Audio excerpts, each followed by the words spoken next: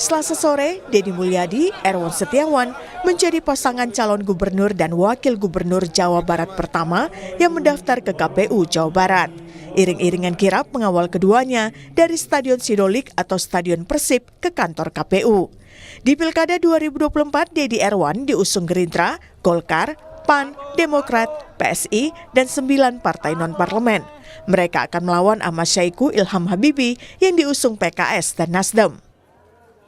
Saya mengucapkan terima kasih, kami diterima di sini dan sudah menyampaikan pendaftaran sebagai calon gubernur dan wakil gubernur.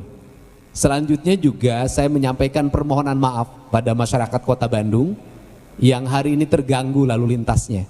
Semoga terganggu lalu lintas selama 2 jam, membangun kesejahteraan selama 10 tahun ke depan. Sementara itu, di Jawa Tengah, pasangan Andika Perkasa Hendrar Prihadi resmi mendaftar ke KPU sebagai calon gubernur dan wakil gubernur pada Selasa siang. KPU Jateng menerima pendaftaran Andika Hendi yang didukung PDIP setelah memastikan kelengkapan dokumen persyaratan dan kelengkapan persyaratan paslon. Andika Hendi akan bersaing dengan Ahmad Lutfi Taj Yassin yang diusung Koalisi Indonesia Maju. Dan selanjutnya kami siap untuk melaksanakan tahapan berikutnya dari pilkada sesuai dengan keputusan berikutnya dari KPUD Provinsi.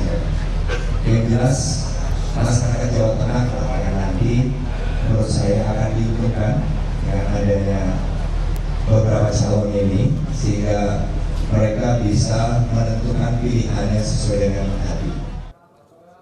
Berbeda dengan Jawa Barat dan Jawa Tengah, KPU Jakarta belum menerima satu pendaftar pun untuk Pilkada 2024. Rencananya, pasangan Ridwan Kamil Suswono yang didukung Koalisi Indonesia Maju baru akan mendaftar hari ini. Izin Pak Ketua, kita akan sementara per hari ini kita akan daftar ke KPUD besok siang ya pada zuhur diiringi oleh semua masyarakat. Kami berdua bukan orang yang datang dari nol ya, kami berpengalaman. Insya Allah pada warga Jakarta kami hadir dengan berbagai semangat pengalaman. Dulu saya wali kota dengan dinamikanya, gubernur juga, Pak Suswono Menteri Pertanian di bidang lingkungan. Sementara itu, PDIP belum juga menjawab rasa penasaran publik soal siapa yang bakal diusung di Pilkada Jakarta. Anies Baswedan yang sempat datang ke DPP PDIP tak kunjung diumumkan sebagai calon gubernur. Selain itu, beredar pula nama Pramono Anung. Kader PDIP yang juga sekretaris kabinet ini bahkan sudah mengurus surat keterangan dari Pengadilan Negeri Jakarta Selatan sebagai persyaratan pendaftaran calon gubernur Jakarta. Memang benar, sudah ada permohonan surat keterangan ke Pengadilan Negeri Jakarta Selatan yang diajukan oleh pemohon atas nama Bapak Pramono Anung dalam kepentingan untuk persyaratan pencalonan sebagai Gubernur DKI. Surat tersebut sudah diterbitkan pada hari ini tanggal 27 Agustus 2024. Pendaftaran calon kepala daerah akan dibuka hingga 29 Agustus mendatang. Selama itu pula, publik masih harus menunggu siapa saja yang bakal bertarung di Pilkada 2024. Tim Liputan, Kompas TV.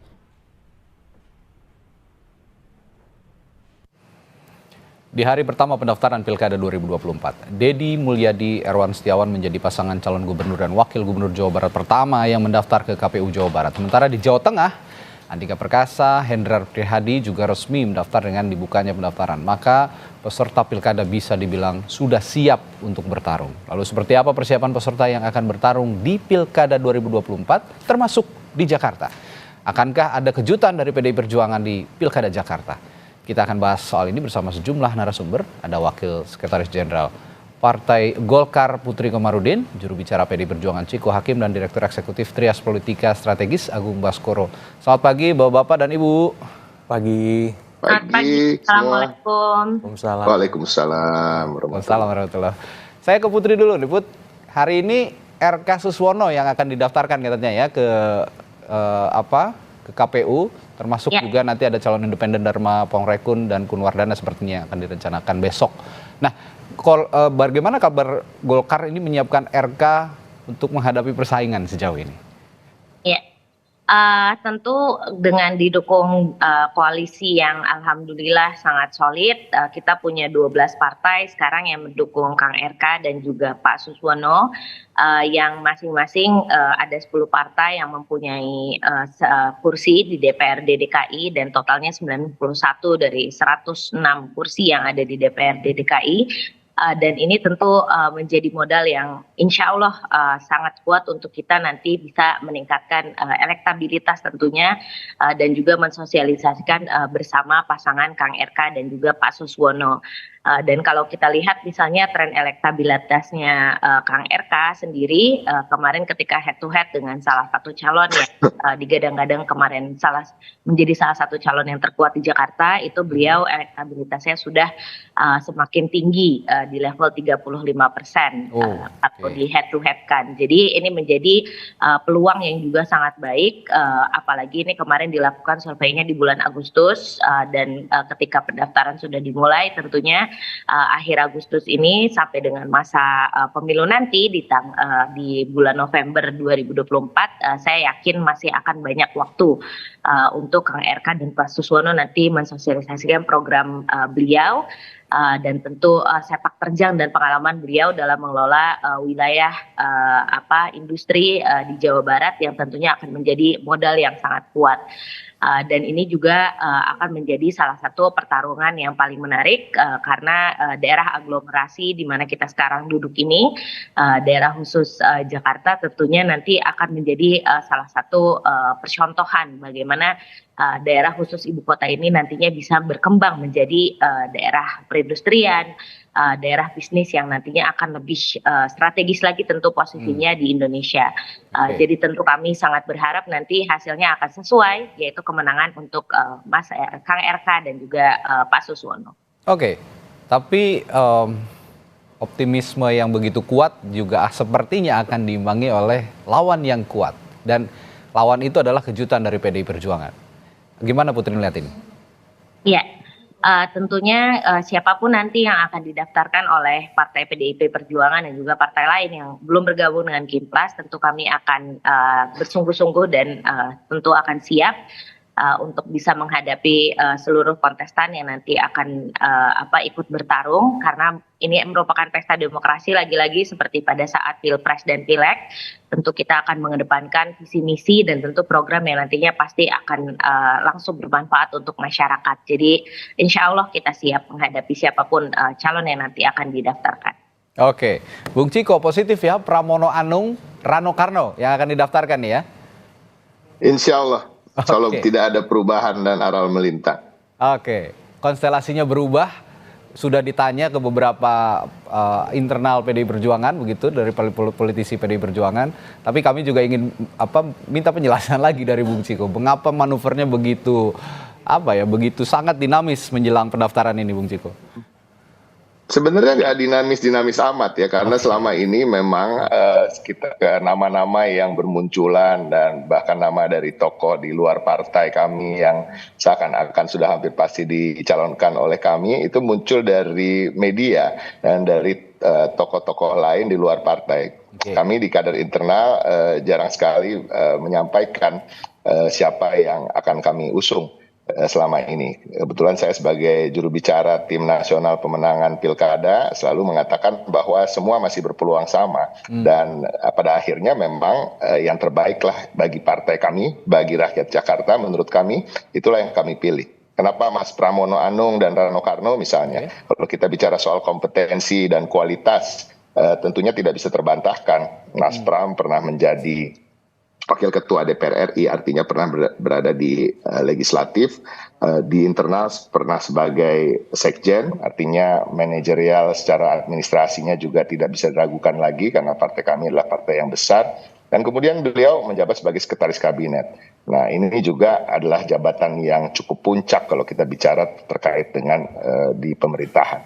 Oke. Kalau bicara soal Rano Karno ya tentu semua orang tahu siapa Sidul, siapa Galih, kita cinta dari SMA, tapi banyak juga yang mungkin kurang memahami bahwa beliau adalah tokoh yang beberapa kali menjabat di kepala daerah, wakil bupati, wakil gubernur, dan pernah menjadi gubernur, dan sekarang anggota DPR RI. Artinya juga sebagai tokoh elektoral, beliau tidak diragukan lagi sebagai tokoh yang pernah menjabat di tempat-tempat yang strategis dan tentunya memahami betul bagaimana membangun suatu daerah dan administrasinya maupun penganggarannya dan lain-lain. Oke. Sosok Mas Pramono Anung ya yang kita bicarakan pagi hari ini. Banyak publik yang menganggap, analis juga yang menganggap bahwa kenapa Pramono Anung, karena dirinya lama berada di internal istana begitu. Dan kita tidak bisa membantah juga, sulit untuk dibantahkan juga bahwa sosok Presiden Joko Widodo adalah sosok yang berada di balik orkestrasi Koalisi Indonesia Maju. Apakah alasan itu yang menjadi penguat Pramono Anung maju di Pilkada Jakarta?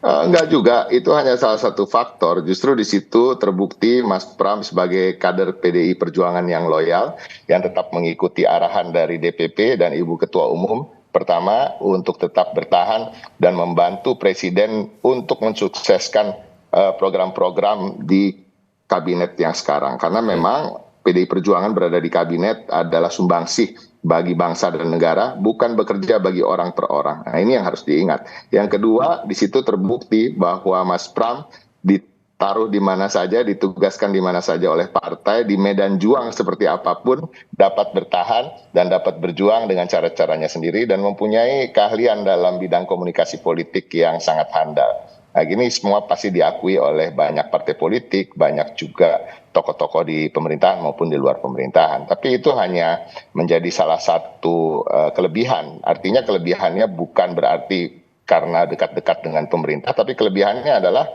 beliau sebagai sekretaris kabinet tentunya banyak melakukan dan banyak mengetahui hal-hal yang sifatnya terkait dengan pemerintahan, terkait dengan daerah-daerah dan lain-lain. Hanya sifatnya apa ya, pengetahuan soal birokrasi yang sudah begitu mumpuni, begitu alasannya. Tapi tidak ada apa ya, rahasia-rahasia tersendiri yang dipegang di balik Presiden Joko Widodo, nggak ada ya? Enggak lah, kita nggak mau terlalu jauh ke sana. Oke, Mas Agung, menarik ini. Di era pendaftaran calon ini begitu banyak drama, padahal belum dimulai pilkadanya, baru mendaftar calon, tapi dramanya udah banyak di Jakarta, di Banten kemarin. Golkar begitu mengejutkan, langsung putar arah yang sebelumnya mendukung Andra Soni dan Dimyati. Beralih ke Airin lagi.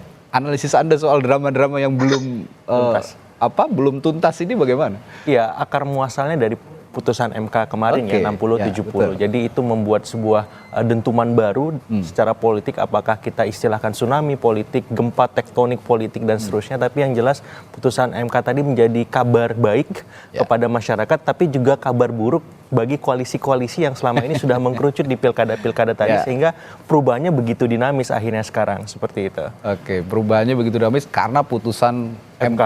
Nah, terkhusus untuk Jakarta. Ini kompetisinya ya tidak bisa kita anggap remeh juga ya, meskipun katanya kalau Anies maju lebih kuat lagi kompetisinya, tapi ya kita lihat Pramono Anung dan Rano Karno dua-duanya adalah kader PDI Perjuangan yang merupakan partai ideologis yang punya masa yang loyal, termasuk di Jakarta. Lawan seimbang buat RK? Nah, sejujurnya tadinya saya berharap ada klimaks ketika PDIP akan mengumumkan kandidatnya di pagi hari ini atau siang nanti dan mendaftar di KPU, apakah itu atas nama Anies Rano ataukah Ahok Rano. Tapi yang muncul Pramono Rano. Nah, ini jadi menurut saya efek kejutnya, wow factornya jadi menjadi minimalis ya. Saya melihatnya ini agak anti klimaks malah. Nah, klimaksnya bisa jadi didapat oleh RK Suswono nanti. Jadi ini kabar baik untuk Mbak Putri, tapi juga kabar kurang baik kepada Bang Ciko. Kenapa? Karena memang di timeline sosial media berbagai platform ada semacam kekecewaan ketika yang diusung nama Mas Pram. Karena kita tahu di survei, kalau saya basisnya survei karena lembaga survei seperti itu, melihat bahwa nama beliau belum muncul. Begitu juga nama Rano kurang kompetitif ketika dibandingkan dengan Pak Ahok misalnya atau Mas Anies seperti itu. Jadi saya melihat ini menjadi tugas besar bagi PDIP untuk menggenjot mesin-mesin politiknya ketika nanti masa kampanye dimulai. khususnya mobil khusus ketika kita ngomong demografi pemilih Jakarta yang terrepresentasi melalui Islam perkotaan, kelas menengah terdidik, kemudian juga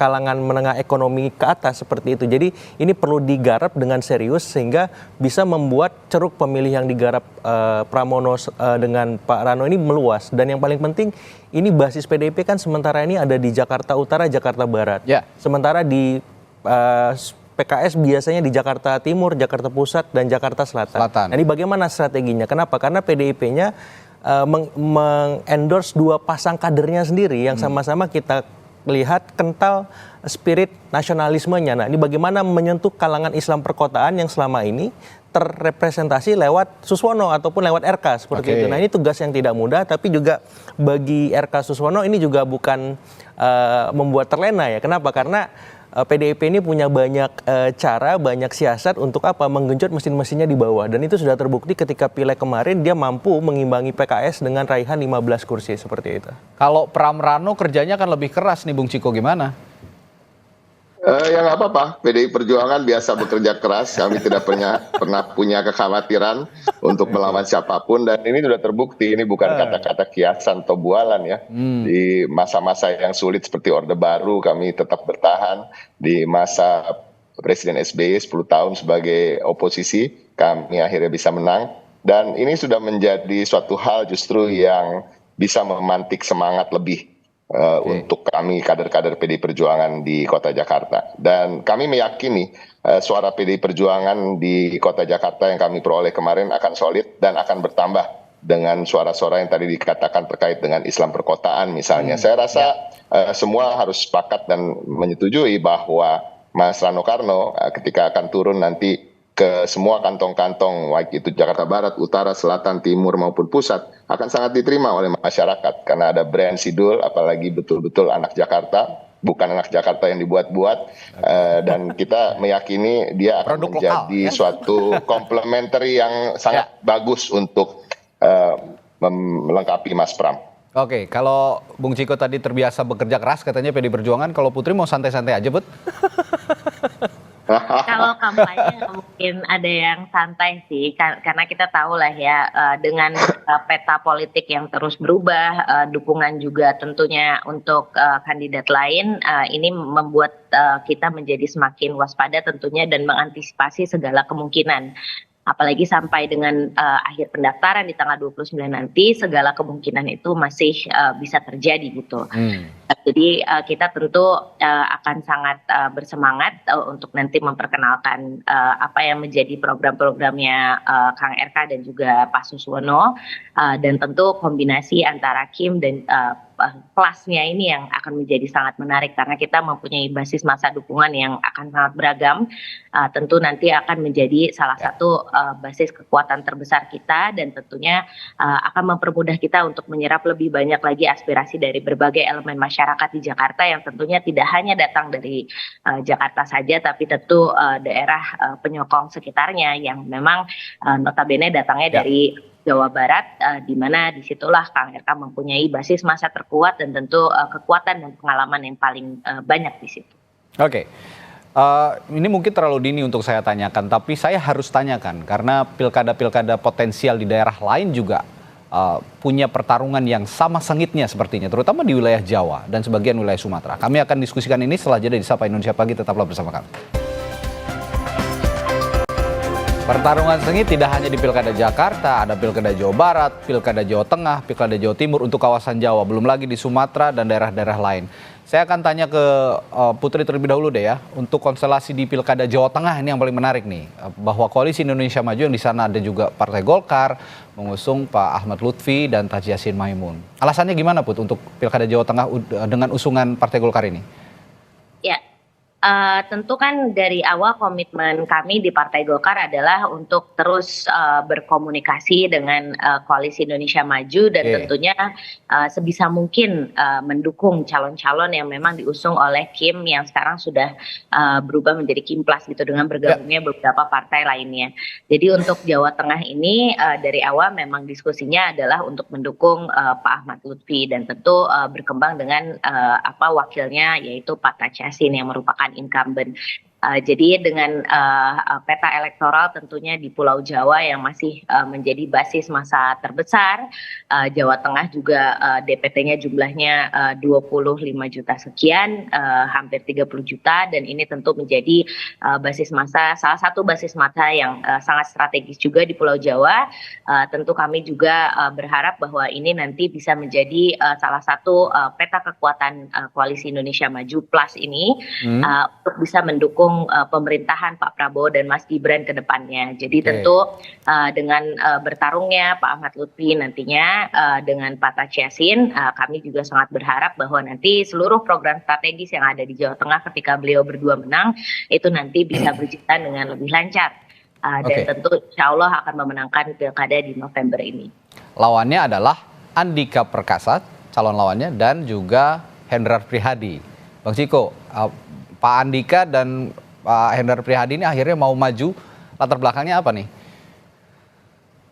Bukan, artinya gini, memang dua nama ini yang memang sejak awal dalam tanda kutip ya bertarung keras di internal untuk memperoleh tiket dari PDI Perjuangan, dan termasuk Mas Bambang Pacul. Namun Mas Bambang Pacul tentunya kita tahu semua tidak bersedia, dan kemudian kita telah melakukan simulasi beberapa kali, mengeksersis nama-nama, bongkar pasang dengan tokoh luar, termasuk Taci Yassin juga ada nama itu sebelum ini ya digadang-gadang untuk maju bersama kader kami.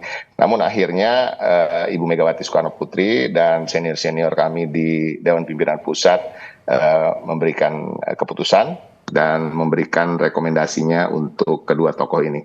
Nah, kami sebagai penguasa dalam tanda kutip di Jawa Tengah dengan suara yang signifikan, dengan pemilih yang loyal, yang daerah yang sering disebut sebagai kandang banteng, tentu mempunyai rasa confidence ya, percayaan diri yang tinggi untuk bisa memenangkan dengan mesin partai kami yang begitu kuat dan teruji.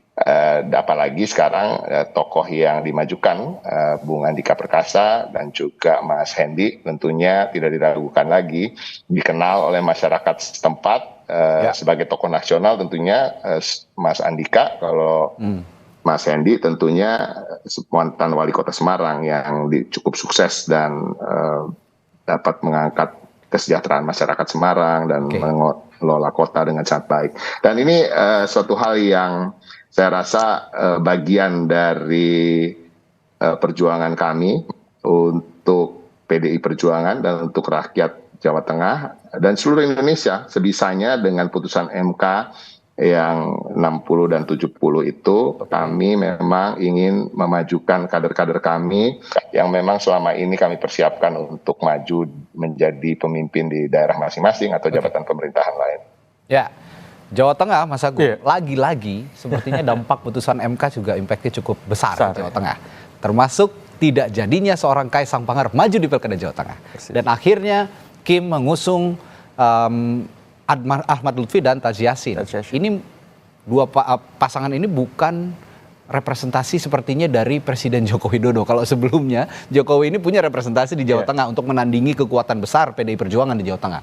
Nah, dua pasangan ini, analisis Anda soal persaingannya bagaimana? Iya, kalau secara personal ini perang bintang ya. Satu bintang di polisi, TNI, satu bintang di TNI. Gitu. Ya. Tapi yang menarik ketika dibedah secara elektoral, memang saya melihat kalau dibedah lebih dalam lagi matriks elektoralnya, dalam tanda petik sementara ini saya lihat lebih utuh, lebih sempurna itu di pasangan Ahmad Lutfi dan Taci Yassin. Kenapa? Karena merepresentasikan pemilih nasionalis dan religius. Sementara di PDIP ini sama-sama nasionalis. Nah, tugas berat lagi nih. Jadi PDIP berjuang lebih keras lagi. Tapi kan basisnya PDI itu kuat di Jawa Tengah. Tapi ini pemilih pilkada. Ya. Seperti uji pada figur, saat Ganjar dengan Taci Yassin ya. Ini duet yang sudah teruji, saling melengkapi, begitu kira-kira. Persis. Jadi PDIP harus berjuang keras lagi setelah Jakarta, Jawa Tengah. Kenapa? Karena ceruk pemilih yang disasar secara elektoral itu mirip sama antara Andika Perkasa dengan Mas Hendrar Prihadi seperti itu. Nah, berbanding terbalik dengan Ahmad Lutfi dengan Taci Yassin, apalagi Taci Yassin di sini adalah petahana wakil gubernur yang punya basis, kemarin juga terpilih, suara DPD-nya luar biasa sangat besar, artinya mesin politik ini masih panas. Nah, pertarungan antar dua pasang ini saya kira akan menarik juga dengan seperti halnya di Jakarta tadi. Namun yang akan ditunggu oleh publik apa kejutan-kejutan yang bisa dilakukan PDIP untuk memastikan Jawa Tengah ini kandangnya banteng, bukan kandang yang lain. Tapi ini nggak gampang. Ya nggak mudah. Kenapa? Karena Pak Ahmad Lutfi dan Mas Taj Yassin saya kira juga punya format strategi yang luar biasa karena didukung oleh koalisi gemuk. Otomatis semua mesin-mesin politik mereka akan bekerja dan ini bagi Banteng saya kira tantangan yang lebih luar biasa lagi sebagaimana di Jakarta seperti itu. Tapi kan kejutannya setelah Kim mengusung seorang jenderal polisi bintang 3, lawannya langsung dilawan oleh jenderal TNI bintang 4. Persis. Ini yang dibilang perang bintang gitu di Jawa Tengah. Nah, Anda tidak melihat sisi perangkat-perangkat di balik itu, seperti memang ada unsur TNI Polri di balik itu? Ya, kalau Mas Andika ini kan di level lingkupnya nasional gitu. Sementara Pak Ahmad Lutfi ini basisnya jelas di Jawa Tengah. Jadi di politik, di pilkada spesifikitas, kemudian detailitas itu menjadi utama. Kenapa? Karena kerja-kerja yang dilakukan harus terukur dan teratur gitu. Nah, Pak Andika harus memulai itu lagi dari awal, walaupun tidak awal-awal banget, tapi untuk memastikan pengaruh magnet figurnya itu benar-benar menukik dan menajam di Jawa Tengah. Karena selama ini beliau kan luas cakupan wilayahnya sangat besar Indonesia seperti itu. Nah, itu sedikit banyak akan terdorong dengan Mas Hendy.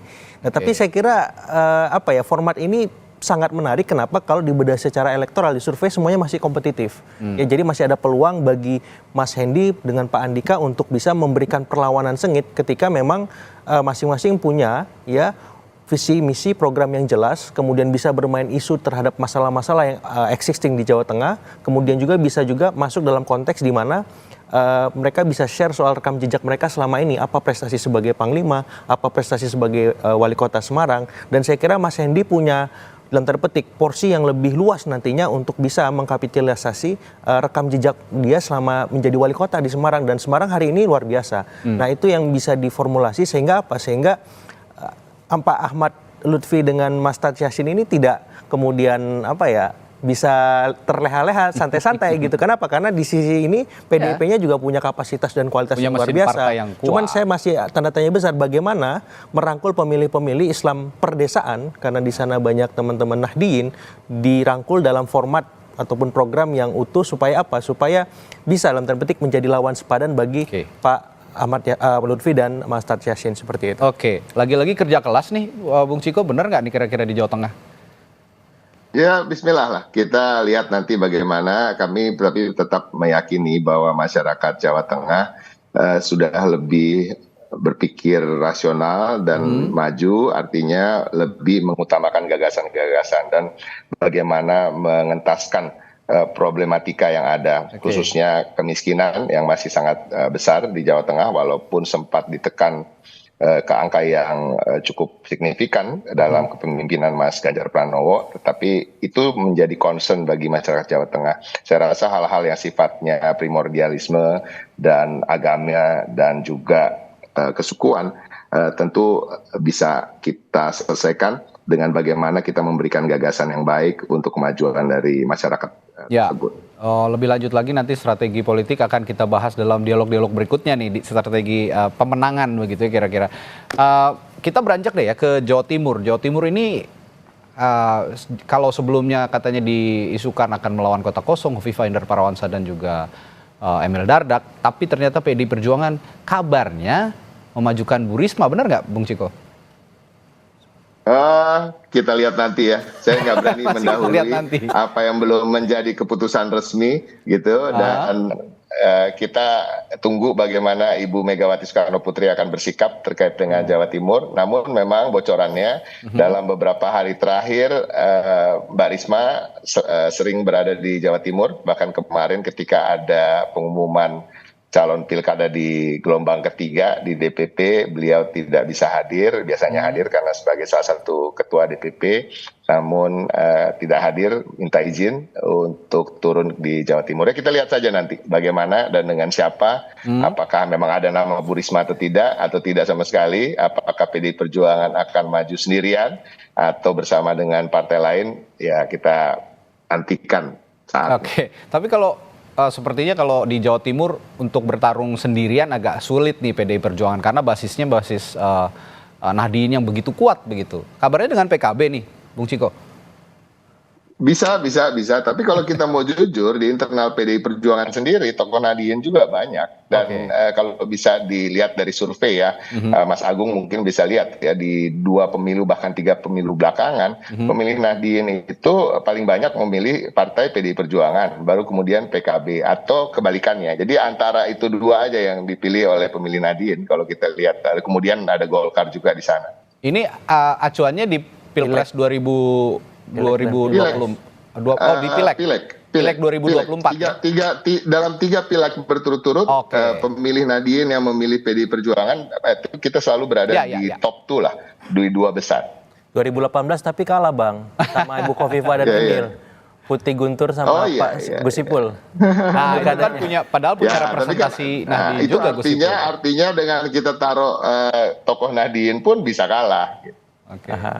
Oke, Put, Jawa Timur gimana Put sejauh ini? Ya, kalau untuk Jawa Timur tentu Partai Golkar itu menjadi salah satu partai terdahulu yang menyatakan dukungannya kepada Bu Khofifah dan juga Mas Emil Dardak. Dan ini merupakan salah satu strategi yang menurut kami terbaik untuk Jawa Timur, karena memang beliau berdua sudah terbukti melakukan banyak perubahan dan sangat berprestasi dalam memimpin Jawa Timur. Dan tentu Jawa Timur dengan penduduk dan juga DPT yang jumlahnya 31 juta ini juga menjadi salah satu basis kekuatan dari Pak Prabowo dan Mas Gibran kemarin. Jadi tekad kami untuk terus bersama-sama dengan Kim membangun strategi keberlanjutan ini tentunya kita berhasil laksanakan juga di Pilkada Jawa Timur ini, dan tentu nanti kita juga akan menunggu surprise dari Mas Ciko dan teman-teman di PDIP dan partai lain yang belum mendaftar, siapa yang akan diusung oleh mereka nanti di Pilkada ini, dan tentu akan tetap siap untuk menghadapi siapapun calonnya itu, baik itu nanti misalnya dari kaum Nahdien ataupun dari basis elektoral lainnya. Jadi ya tentu tanggal 29 ini akan penuh kejutan, dan kita juga akan mengantisipasi seluruh dukungan-dukungan yang nanti akan disampaikan oleh partai-partai lain juga. Oke, pertanyaan saya berikutnya adalah Golkar dan PDI Perjuangan akur di Banten untuk mengusung Airin. Nah, gimana nih manuver yang kemarin dilakukan Partai Golkar untuk mengusung Airin Rahmidiani dan pasangannya dari PDI Perjuangan? Akhirnya akur, latar belakangnya apa, Putri? Ya, sebenarnya kalau untuk dukungan kepada Bu Airin itu dari awal ya, memang sudah. Bukannya awalnya ke Andra Soni dan Dimyati? Ya, tapi dari sebelum masa pendaftaran pilkada ini memang kami dari awal telah menyiapkan Bu Airin, karena beliau memang salah satu kader terbaik perempuan di Partai Golkar. Selain beliau sebagai wali kota Tangerang Selatan juga telah berprestasi, tentu beliau juga adalah ketua umum saya di Kesatuan Perempuan Partai Golkar, dan terbukti sekarang suara dari Partai Golkar itu dari basis perempuan, dan tentu untuk kursinya itu bertambah. Jadi prestasi-prestasi dan pengabdian beliau ini tentu menjadi salah satu faktor konsideran ketika kita mendukung Bu Airin. Jadi untuk pencalonan Bu Airin kemarin kita berkomunikasi intensif juga dengan Partai Koalisi Indonesia Maju tentunya, dan tentu kami juga sangat berterima kasih karena pimpinan di Partai Koalisi Indonesia Maju ini merestui kami maju dengan PDIP, dan tentu kami tetap akan berkomunikasi dengan beliau-beliau untuk bagaimana kita bisa jalan berdampingan lah di Pilkada Banten ini, tentunya dengan tidak mengesampingkan nanti asas-asas demokratis dan juga kompetitif yang akan dibawa pada Pilkada ini. Jadi kalau Mas Ciko punya surprise di DKI, di Jawa Timur, ya kita surprise-nya kemarin di Banten. Dan tentunya ini kita juga sangat mewarnai peta demokrasi kita, karena ini adalah bukti bahwa memang walaupun kita tetap berkoalisi di banyak provinsi strategis lainnya, tapi karena demokrasi kita yang tetap berjalan, tentu kita masih bisa mengusung pasangan calon lain dengan partai non koalisi Indonesia.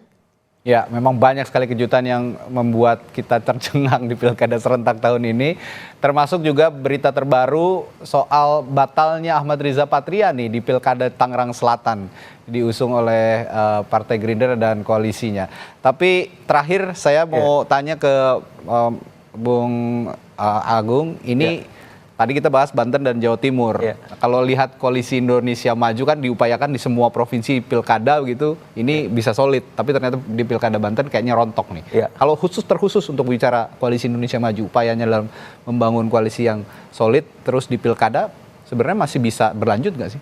Iya, saya masih melihat memang koalisi Indonesia Maju ini memang lebih pas utuhnya di pilpres, bukan di pilkada. Kenapa? Karena kompleksitas di pilkada itu lebih luas, banyak kearifan politik dan sosial yang harus diakomodasi, dan itu terbukti kontraksi politiknya kalau dipaksa Kim ini di seluruh Indonesia ataupun di beberapa tempat strategis, akhirnya ada benturan kepentingan baik di internal partai di Kim itu sendiri maupun di eksternal masyarakat yang menjadi perwakilan dari kandidat-kandidat tersebut. Terbukti di Banten akhirnya Ibu Airin bersama Golkar dan PDIP misalkan. Dan di sana Kimnya jadi bukan Kim plus tapi Kim minus kan, seperti itu. Di Jabar juga bisa jadi ada kemungkinan Pak Ahmad Saiku sama Pak Ilham Habibie maju. Nah di sana Kimnya juga Kim minus gitu. Bukan jadi Kim versus plus gitu ya. Plusnya di situ ada Nasdem, ada PKS. PKB-nya nggak tahu kemana. Di Jatim kemudian solid, di Jateng juga solid, dan saya akan lihat di Jakarta apakah solid, dan kemungkinan besar solid. Jadi ada beberapa tempat yang saya kira seperti Banten dan Jabar tadi memang tidak bisa dipaksakan. Bahkan di beberapa tempat misalkan di beberapa provinsi lain juga demikian. Sehingga memang saya lebih melihat bahwa ini akan dikembalikan lagi ke anggota masing-masing. Karena ini akan bisa menampung keanekaragaman, kemajemukan politik kita dan kebutuhan aspirasi masyarakat kita. Kalau misalkan tidak, saya khawatir partai-partai menengah atau beberapa partai besar itu akan dirugikan dengan skema Kim atau Kim plus dan seterusnya ketika ada momen-momen krusial politik elektoral, apakah itu nanti di Pileg, Pilpres, Pilkada di 2029. Nah, idealnya ini mengalir tapi tetap terkonsolidasi seperti itu. Baik. Terima kasih narasumber saya pagi hari ini. Kita nantikan kejutan apa lagi nih yang akan hadir di Pilkada serentak tahun ini, menarik untuk terus kita simak. Wakil Sekretaris Jenderal Partai Golkar Putri Komarudin, lalu juru bicara PDI Perjuangan Ciko Hakim dan Bung Agung Baskoro. Terima kasih sudah hadir di Sapa Indonesia pagi hari ini. Sehat selalu Bapak dan Ibu. Sampai jumpa lagi. Assalamualaikum. Waalaikumsalam. Thank you. Thank you. Terima kasih Putri, sama-sama.